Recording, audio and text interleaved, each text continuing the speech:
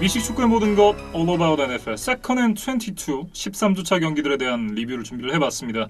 일단 이제 이번 주가 이 마이클스 마이클리츠라 그래가지고 이 자기가 어떤 표현하고 싶은 어떤 감정, 문구 이런 것들을 이제 신발에 디자인을 해가지고 갖고 오는 그런 주간이었어요. 그래서 저희가 첫 번째로 소개해드릴 경기가 애리조나 경기인데 또 카일러 머리 선수가 아주 한국 팬들이 기뻐할 만한 그런 이제 재미있는 신발을 가지고 왔습니다. 국뽕이 차오르는 신발이었다 이렇게 얘기를 해야 될 것 같은데 가장 먼저 이제 램스와 카디널스 경기부터 얘기를 해보도록 하겠습니다. 이 경기 이제 램스가 승리를 가져갔는데요. 38대 28 10점 차로 이제 승리를 가져갔습니다. 램스가 이제 2017년 이후에 애리조나 카디널스와의 경기에서 전승을 이어가고 있다라고 지난주에 말씀을 해주셨는데 뭐 이 경기도 결과가 크게 달라지진 않았습니다. 램스의 쿼터백 제러드 고프가 지난주에 일침을 한번 맞았잖아요. 그 이후에 어떤 모습을 보여줄지 좀 궁금했었는데 네. 그래도 고프가 각성을 하면서 좋은 경기력을 보여줬어요. 네. 이날 이제 47개의 패스 중에 37개가 연결이 됐고 351야드와 함께 하나의 터치다운을 기록을 했습니다. 그러면서 아니 내가 알던 고프인가? 라는 생각이 들 정도의 어떤 퍼포먼스를 보여줬고 단 하나의 턴오버도 이날 허용하지 않았습니다. 그런 점을 좀 보면 확실히 이제 션 맥베이 감독의 일침이 효과를 봤다. 이렇게 얘기를 해야 될 것 같아요. 그래서 경기 내용을 살펴보면 뭐 아주 기억에 남는 뭐 하이라이트성 필름은 없었던 것 네. 같아요. 그런데 고프가 아주 확률 높게 이제 짧고 중거리 패스들을 연달아 성공시키면서 애리조나에게 공격 시간 자체를 많이 주지 않았던 게 이날 경기 승리 요인이었던 것 같은데 램스가 이날 39분여 동안 공격권을 소유했거든요. 예. 거의 경기의 3분의 2 동안 공격권을 가지면서 이제 카디널스를 압박하는 데 성공을 했습니다. 그리고 또 하나의 포인트는 제일런 램지가 디안드레 홉킨스를 틀어막는 데 성공했다. 이렇게 좀 봐야 될 것 같은데 이날 이제 홉킨스가 하나의 터치다운이 있긴 했습니다. 그런데 8개의 캐치에 52야드로 묶였고 최장거리 캐치가 10야드에 불과했을 만큼 단 한 번도 제일런 램지 선수가 빅플레이를 허용하지 않았습니다. 그랬던 부분이 이제 애리조나의 경기를 좀 어렵게 만들었었고 다만 이제 홉킨스가 더블 커버리지, 트리플 커버리지를 이제 당하면서도 이 다른 선수들을 좀 열어줬다는 부분 그런 부분들은 좀 정상 참작을 할 수 있지 않을까 뭐 이런 생각이 들기는 한데 두 선수의 대결만 놓고 봤을 땐 뭐 제일런 램지가 판정승을 거뒀다 이렇게 봐야겠죠. 이날 램지의 활약이 더욱 반가운 거는 NFC 웨스트 지구 라이벌의 상대팀인 이제 애리조나의 넘버원 리시버 홉킨스를 잘 막았다는 점이에요. 네. 몇 주 전에는 시애틀의 맥칼프를 잡았고 이번 주에는 홉킨스까지 막았다. 이거는 1년에 4번 애리조나와 시애틀을 만나야 하는 램스 입장에서는 아주 기분 좋은 소식이었을 것 같습니다. 네. 이날 경기 전까지 션 맥베이 감독이 전반을 이긴 상태로 마치면 전승을 거뒀다 그래요. 32승 무패를 기록을 하고 있었는데 이 경기까지 포함해서 이제 33승 무패로 그 기록을 이어가게 됐습니다. 모든 승리가 소중하고 또 모든 패배가 아프기는 하지만 이제 전반에 앞서던 경기를 역전패를 하게 되는 경우에는 이제 팀 분위기가 더 다운이 될 수 있잖아요. 근데 이제 맥베이가 그런 역전패를 허용하지 않는다. 이 부분은 또 분명히 우리가 이제 존중을 해줘야 되는 기록인 것 같고 이날 러닝백 캠 에이커스의 활약을 저는 좀 얘기를 하고 싶어요. 네. 그러니까 지난주에 커리어 첫 러싱 터치다운을 따낸 데 이어서 이날도 데뷔 후에 최다인 21번의 러싱 시도를 하면서 72야드에 1개의 터치다운을 따냈거든요. 예. 그러니까 뭐 우리가 아는 데릭 헨리나 뭐 델빈 쿡 정도의 뭐 그런 이제 엄청난 활약은 아니지만 토드 걸리가 떠난 이후로 이제 마땅한 러닝백을 찾지 못했던 램스 입장에서는 이날 에이커스의 활약은 또 중요한 포인트가 될 것 같습니다. 네. 사실 이런 부분을 좀 기대를 하고 드래프트에서 지명을 했었던 선수였기 때문에 이런 활약이 더 반갑지 않나 이런 생각이 좀 들고요. 그리고 이제 나중에 말씀을 드리겠지만 시애틀 시옥스가 자이언츠에게 발목을 잡히면서 램스가 다시 지구 선두로 올라갔습니다. 그러니까 램스와 시옥스가 모두 8승 4패기는 한데 이번 시즌 맞대결에서 램스가 1승을 거둔 게 있거든요. 그래서 타이브레이크 규정에 의해서 램스가 다시 지구 선두로 복귀를 했습니다. 네. 일단 이제 선두로 복귀를 하긴 했는데 션 맥베이 감독이 이 부분에 대해서 지금 선두를 하는 건 아무 의미 없다라는 그런 이제 멘트를 남기기도 했습니다. 그러니까 슈퍼볼까지 가본 감독이기 때문에 네. 아직 뭐 4경기나 남아 있고 뭐 지구 우승의 싸움이 끝나지 않았다는 것을 누구보다 잘 알고 있는 것 같습니다. 예. 어쨌든 이 NFC 서부지구의 선두 경쟁이 굉장히 좀 치열해지고 있습니다. 굉장히 재밌어졌어요. 이제 카디널스는 조금 이제 물러섰고 아마 램스와 시옥스의 2파전이 되지 않을까 싶어요. 네, 이제 카디널스 얘기로 좀 넘어가 보도록 하죠. 일단 가장 먼저 얘기를 해볼 게 카일러 머리 선수인데 이날 앞서도 말씀드렸지만 이제 클리츠를 본인이 디자인을 해서 신고 나오는 날이었습니다. 근데 굉장히 좀 재밌는 신발을 만들어 왔어요. 근데 클리츠의 왼쪽 뒤에는 가장 친한 친구, 오른쪽 뒤에는 할아버지라는 문구를 한글로 새겨서 신고 온 카일러 머리 선수였습니다. 근데 실제로 이 외할아버지가 되겠죠. 근데 이분을 한 번도 만난 적은 없다 그래요. 이분이 참전 용사셨고 그래서 카일러 머리도 그 할아버지의 어떤 인생을 존중한다는 네. 의미에서 뭐 그런 신발을 만든 게 아닌가 싶습니다. 할아버지가 이제 마스터 서전트, 그러니까 상사로 군복무를 마치셨고 그리고 이제 퍼플 하트 훈장을 받으셨다고 해요. 이제 퍼플 하트 훈장이라는 것이 이 전쟁 중에 부상자에게 주어지는 훈장이라고 합니다. 네, 그만큼 이제 이 국가에 공헌을 많이 하신 분인데 그렇기 때문에 이 신발을 보라색으로 디자인을 하고 또 카모플라주 무늬까지 뒤쪽에 넣었습니다. 그리고 이제 군번줄이 저는 또 가장 네. 인상적이었는데 거기 미선이라고 또 한글로 적혀 있었어요. 네, 이 미선이 이제 어머님 이름이라고 그래요. 미선 핸더슨이라는 이제 이름을 가지셨는데 그래서 한글로 미선이라고 파서 이제 군번줄 모양을 해가지고 들고 왔더라고요. 굉장히 인상적이었습니다. 그래서 카일러 머리 선수가 물론 한국어를 뭐 원활하게 하지는 않지만 그래도 자신의 뿌리, 자신의 혈통에 대해서 충분히 인지하고 네, 이제 한국에 대한 애정을 여러 차례 드러내고 있습니다. 제한카입니다. 어쨌든 카일러 머리가 굉장히 재밌는 의미 있는 신발을 신고 왔는데 사실 경기력은 이날 그렇게 좋았다라고 보기 좀 어려울 것 같아요. 그러니까 오프닝 드라이브에서 홉킨스를 미끼로 두고 이제 그쪽에 3명의 수비수를 몰아넣은 다음에 타이트엔드 아놀드에게 59야드 빅플레이 터치다운을 만든 것까지는 좋았어요. 예. 그런데 그 이후로 이렇다 할 모습을 보이지를 못했습니다.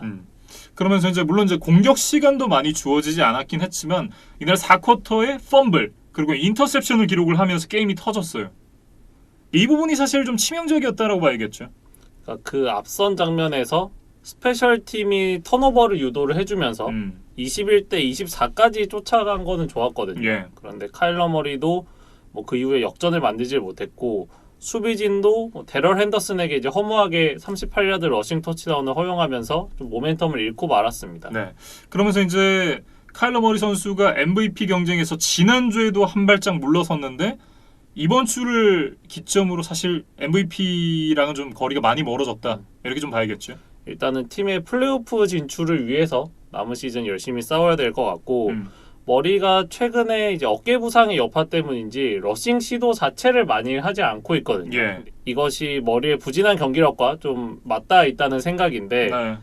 카일러 머리의 커리어를 살펴보면 5회 이하로 러싱을 시도한 경기에서는 0승 10패 1무로 단 한 번도 승리를 하지 못했다 그래요. 예. 그리고 반면에 6번의 이상의 러싱을 시도한 경기에서는 11승 5패로 꽤 좋은 성적을 냈다고 하는데 이번 경기에서도 5번의 시도 15야드로 카일러 머리에 발이 묶이고 말았거든요. 이것이 좀 페인이었던 것 같습니다. 결국 이제 뛸 때 상대 수비수들을 좀 더 현혹을 시키고 그러면서 이제 열리는 틈을 찾아서 이제 공을 던지면서 공격을 만들어 나갔던 카일러 머리 선수였는데 자신의 강점을 좀 발휘하기가 어려웠다. 이렇게 좀 봐야 되겠죠. 그런데 지금 카디널스가 플레이오프권에도 걸려 있기 때문에 머리가 한 경기를 좀 편하게 쉬기가 어려운 상황이에요. 예. 그래서 100% 컨디션이 아닌 것처럼 보이지만 일단 경기를 계속 출전하고 있거든요. 이렇다 보니까 좀 눈에 보이는 기록들 또 이제 경기력들이 이제 많이 떨어지고 있는 것 같은데 수비진에서는 결국 챈들러 존스의 부상 공백이 좀 느껴졌던 한 판이었다.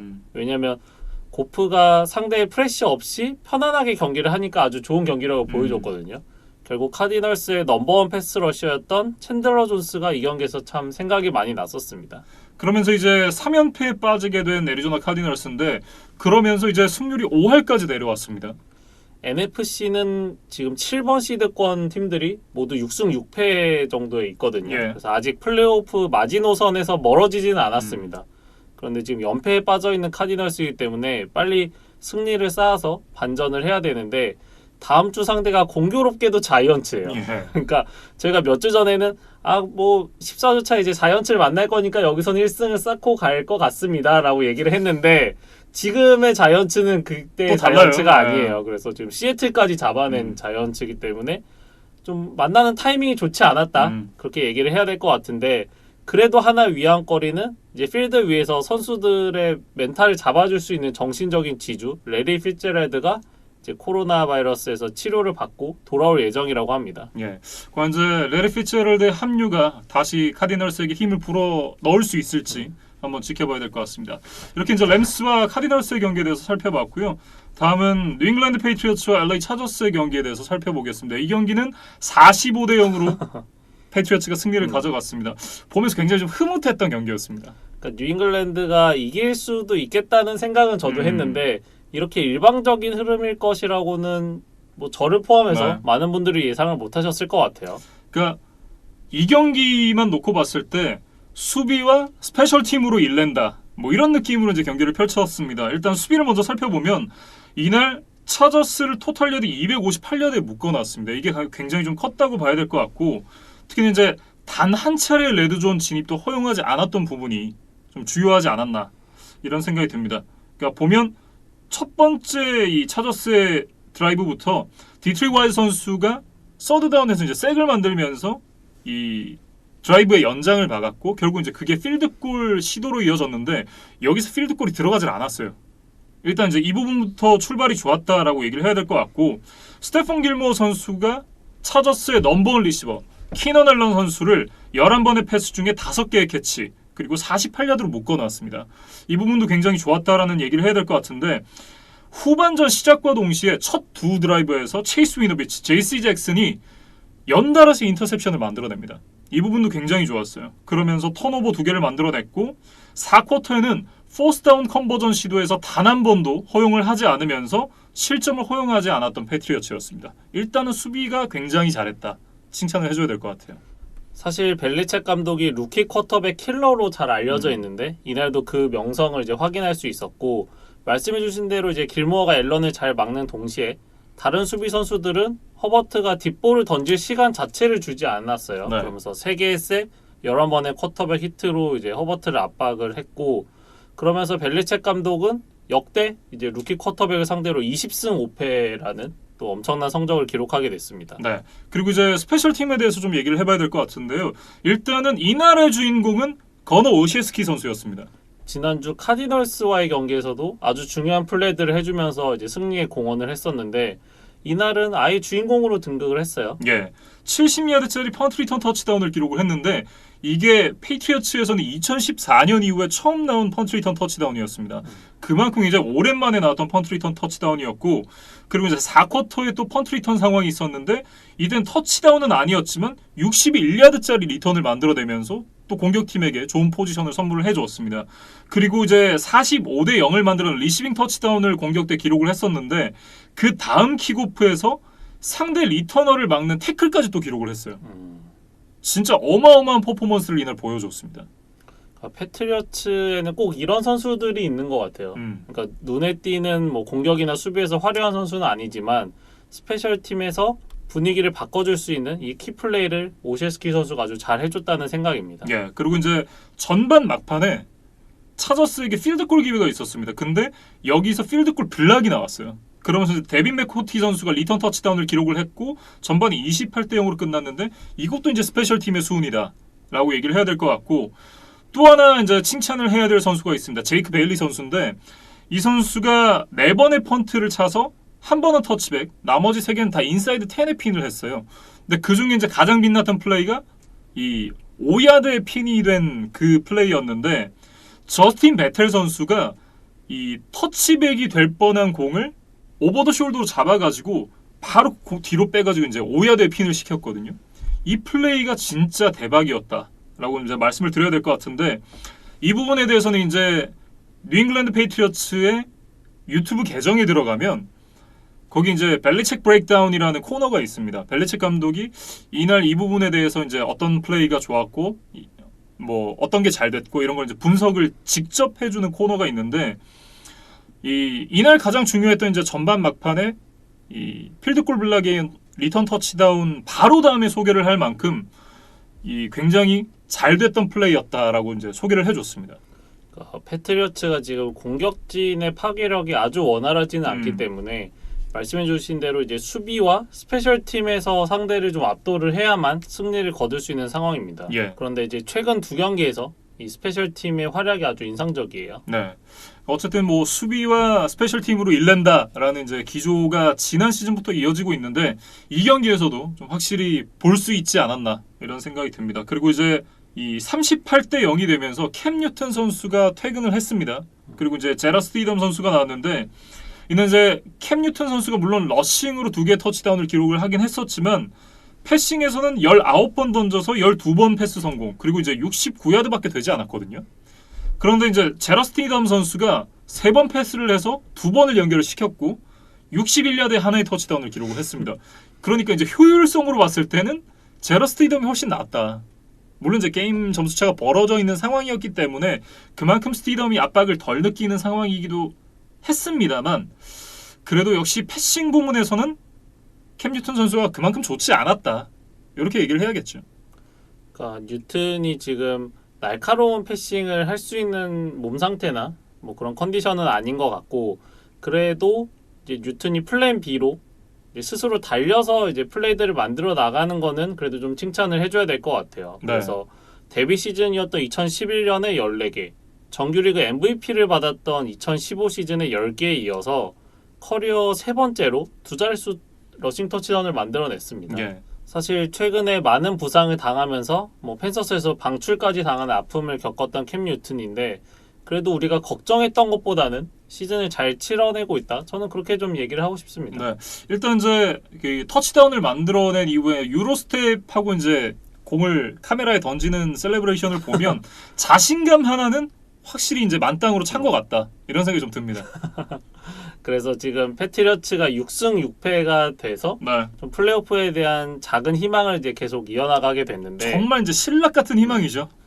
짧은 휴식 후에 덜스넷 나이 풋볼을 치러야 되는 패트리어츠기는 해요. 예. 그런데 좀 기대가 되는 부분이 있다면 일단 이번 주 경기를 치렀던 소파이 스타디움에서 또다시 램스를 만나기 때문에 이동에 대한 좀 그런 부담이 적고 그 다음에 이번 경기에서 워낙 큰 점수차로 이겼기 때문에 캠 뉴튼을 비롯해서 여러 주전 선수들이 좀 체력을 세이브를 할 수 있었거든요. 예. 그래서 카디널스와 치열한 경기를 했던 램스보다는 좀 체력적인 면에서 우위를 가져갈 수 있지 않을까 그런 기대를 좀 해보고 싶습니다. 네. 차저스 얘기를 좀 해보도록 할까요? 어쨌든 이제 앤서니 린 감독이 0패를 당하고 말았는데 구단주가 얘기를 하기로서는 아직까지는 앤서니 린 감독의 잡은 안전하다. 그리고 이제 시즌이 끝났을 때 종합적으로 평가를 할 거다라는 얘기를 했다 그래요. 앤서니 린 감독도 이날 경기 끝나고 자신의 어떤 선수와 코칭 스태프 커리어를 합쳐서 이제 최악의 경기 중 하나였다고 자책을 했는데 그도 그럴 것이 차저스 입장에서는 2014년 이후 첫 무득점 경기였고 네. 프랜차이즈 역사상 최다 점수차 패배라는 이제 굴욕적인 경기였거든요.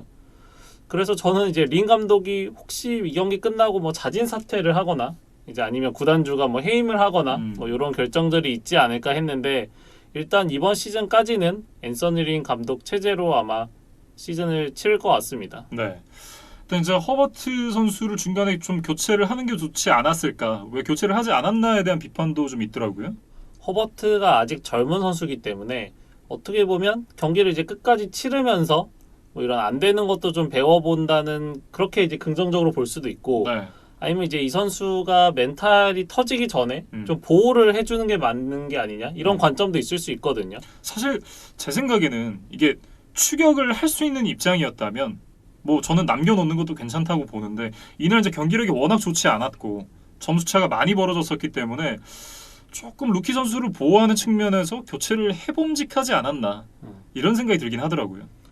어쨌든 허버트에게도 이번 시즌 최악의 경기로 좀 기억이 될 것 같고 예. 결국 3승 9패가 된 차저스는 플레이오프 진출 가능성이 이제 완전히 사라지고 말았습니다.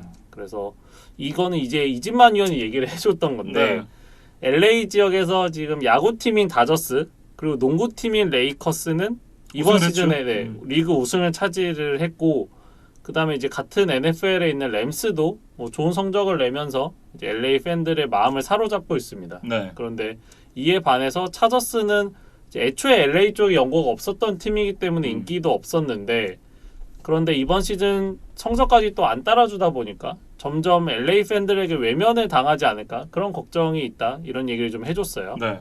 근데 그나마 다행인 건 지금 이제 코로나 바이러스로 인해서 많은 관중들이 소파이 스타디움에 들어올 수 없는 상황이기 때문에 오히려 이제 차저스의 관중석이 좀 비어 있는 모습을 안 볼 수가 있는 것이 나름의 좀 위안거리다 이렇게 좀 볼 수 있을 것 같기도 합니다.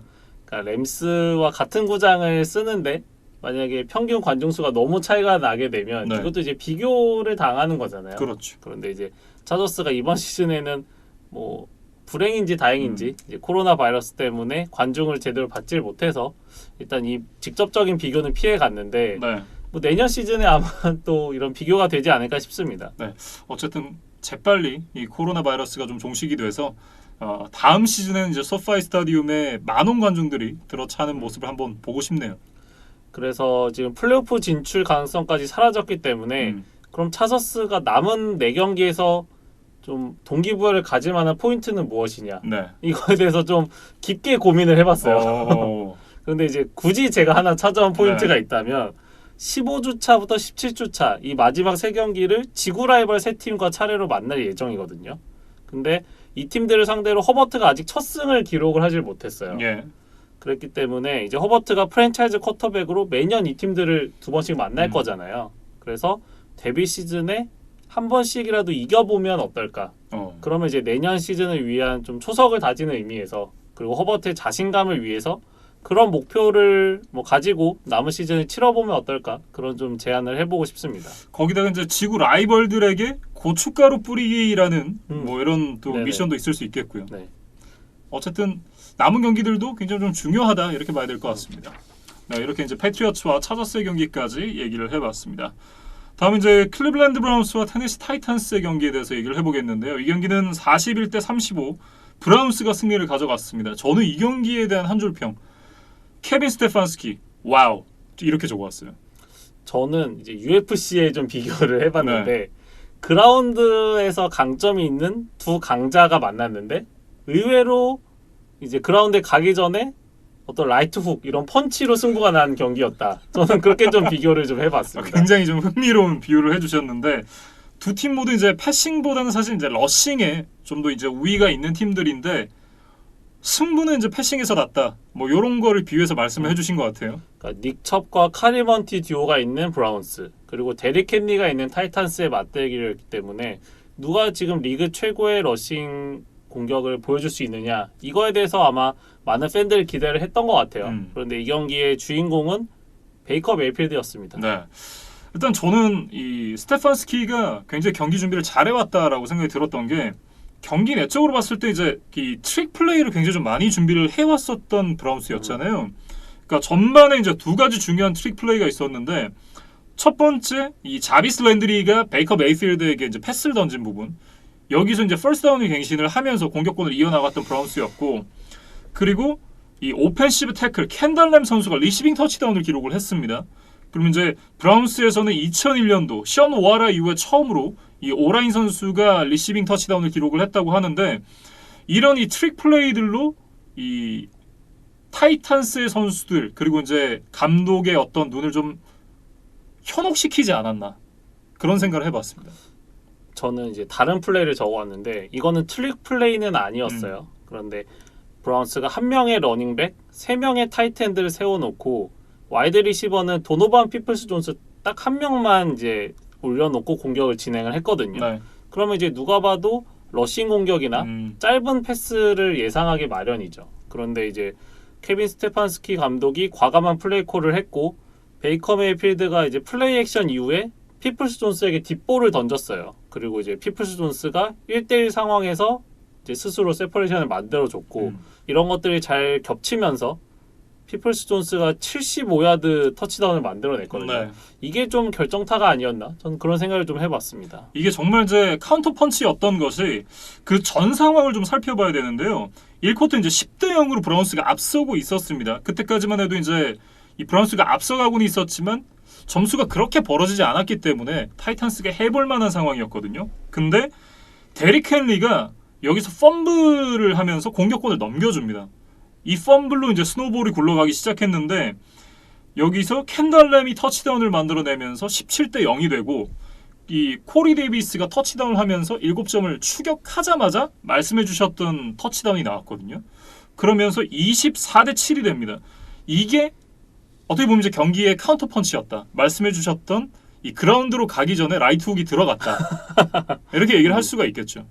그래서 베이커 메이필드가 전반에만 4개의 터치다운 패스를 성공하면서 이날 전반전 경기력만 보면 마홈스 부럽지 않았습니다. 네. 브라운스의 유니폼을 입고 이 기록을 세웠던 선수가 딱 한 명 있다 그래요. 그게 바로 이 명예전당에 빛나는 오토 그레이엄입니다. 그러니까 명예전당 쿼터백을 소환할 정도로 베이커 메이필드가 인상적인 전반전을 보냈던 거죠. 예, 그만큼 이제 좋은 퍼포먼스를 보여줬고 이날 이제 전반 기록이 25번의 패스 시도, 20번의 성공, 290야드와 함께 4개의 터치다운이었습니다. 뭐 커리어 하이 기록이죠. 그러면서 전반이 38대 7로 끝났거든요. 네. 그래서 이날 경기가 펼쳐졌던 테네시의 닛산 스타디움에 13,000여 명 정도의 팬들이 왔는데 뭐 순식간에 이제 도서관이 되고 말았습니다. 예. 그러니까 이 38대 7 점수가 이 클리블랜드 브라운스가 전반에 만들어낸 프랜차이즈 역사상 최다 점수라 그래요. 그 전에 만들어냈던 점수가 35점이었는데 이날 이제 38점을 만들어내면서 기록을 경신했습니다. 이날 브라운스의 승리가 저는 이제 개인적으로는 여러 가지 의미가 있다는 생각인데 네. 하나씩 좀 얘기를 해보면 일단 2007년 이후 처음으로 위닝 시즌을 확정을 지었어요. 예. 그리고 이제 두 가지 편견에서 벗어나는 경기였다. 저는 그렇게 적어왔는데 첫 번째 편견은 제가 지난주에 얘기했던 강팀과의 경기에서 검증이 안 됐다. 이제 이 부분을 이제 강호 테네시를 상대로 이제 승리를 하면서 깼고 두 번째는 이제 러싱 공격에만 좀 의존한다는 평가가 있었는데 이거를 이제 메이필드가 극복을 해줬다. 네. 이런 좀 여러 가지 의미가 있었던 경기였습니다. 그러니까 말씀해주신 부분이 굉장히 의미가 있는 것이 최근 이 베이커 메이필드 선수에 대한 어떤 물음표가 계속해서 찍혀 있는 상황이었잖아요. 경기력이 좋지 않다, 패스가 안 좋다, 기대했던 만큼 좋은 선수 아니다. 이 선수가 1번 픽인가? 잘못된 픽이다. 뭐 이런 얘기들 굉장히 많았었는데 그런 의문을 좀 불식시킬 수 있는 퍼포먼스를 보여주면서 그런 얘기들을 좀 잠잠하게 만들었습니다. 이날 같은 활약을 매번 할 수는 없을 겁니다. 예. 그럼에도 불구하고 이제 브라운스를 상대하는 팀들은 메이필드의 패싱도 걱정을 해야 돼요. 그러면 이게 닉첩과 카리먼트의 러싱 공격이 또 이제 살아나는 그런 이제 복합적인 시너지 효과를 또 낼 수 있다는 생각이고 네. 저는 이제 케빈 스테판스키 감독에 대해서 좀 한 가지 칭찬하고 싶은 포인트가 뭐냐면 저희가 시즌 프리뷰 때 그 얘기를 했잖아요. 코로나 때문에 프리시즌이 없고 이제 훈련을 제대로 하지 못했기 때문에 많은 변화가 있었던 팀들은 고전을 할 것이다. 네. 근데 이제 이 많은 변화라는 거는 뭐 여러 가지 있을 수 있습니다. 뭐 쿼터백이 바뀔 수도 있고 뭐 주요 핵심 선수들 바뀔 수도 있지만 감독이 변하는 것도 분명히 팀에게는 큰 변화거든요. 왜냐면 이제 스킴이 완전히 변하는 거잖아요. 그런데 이번 시즌 새로운 감독을 맞은 팀이 총 5개인데 그 중에 클리블랜드만 유일하게 5할 이상의 승률을 기록하고 있습니다. 그래서 보면 팬서스, 자이언츠, 워싱턴, 댈러스 이 네 팀은 지금 5할 밑에 성적을 기록하고 있거든요. 네. 근데 지금 스테판스키 감독은 브라운스 1년 차일 뿐 아니라 NFL 감독도 1년 차예요. 그런데 이분이 이렇게 브라운스의 지금 분위기를 바꿔놨다는 점은 정말 칭찬을 해줘야 될 것 같습니다. 네. 뭐 어쨌든 새롭게 감독이 지휘봉을 잡은 이후에 의미 있는 기록들을 써 내려가고 있는데 이런 부분은 이 브라운스에게 굉장히 좀 긍정적이다 이렇게 봐야겠죠. 아마도 코치 오브 더 이어의 가장 강력한 후보가 아닌가 싶고 마지막으로 이 재미있는 얘기 하나만 드리면 지금 13주차 결과를 기준으로 플레이오프 픽처를 그려보면 5번 시드 브라운스가 4번 시드 테네시를 만나는 일정이에요. 네. 그래서 이날 경기에 펼쳐졌던 닛산 스타디움에서 두 팀이 다시 만날 가능성도 있다. 근데 일단은 브라운스가 기선제압을 했다. 네. 그 얘기를 좀 드리고 싶습니다. 굉장히 좀 의미 있는 경기가 되었다. 뭐 이렇게 좀 정리를 해보겠습니다. 이렇게 이제 브라운스의 얘기를 해봤고요. 다음은 이제 타이탄스에 대해서 얘기를 해보도록 하겠습니다. 일단 이제 타이탄스가 이 경기를 내주면서 콜츠와의 승차가 사라졌습니다. 일단 두 팀 모두 8승 4패가 됐고 디비전 성적에서 앞선 타이탄스가 일단 지구 선두를 지키기는 했는데 뭐 불안해졌죠. 예. 뭐 남은 경기들의 일정을 생각을 해본다면 뭐 여전히 좀 유리하다라고 얘기를 할 수 있겠지만 그래도 쉽지 않은 일정이다라고 얘기를 해야겠죠. 타이탄스가 지금 남은 4경기 중에서 매치업만 보면 뭐 콜츠보다 조금 더 유리하지 않느냐라고 얘기하실 수도 있지만 네.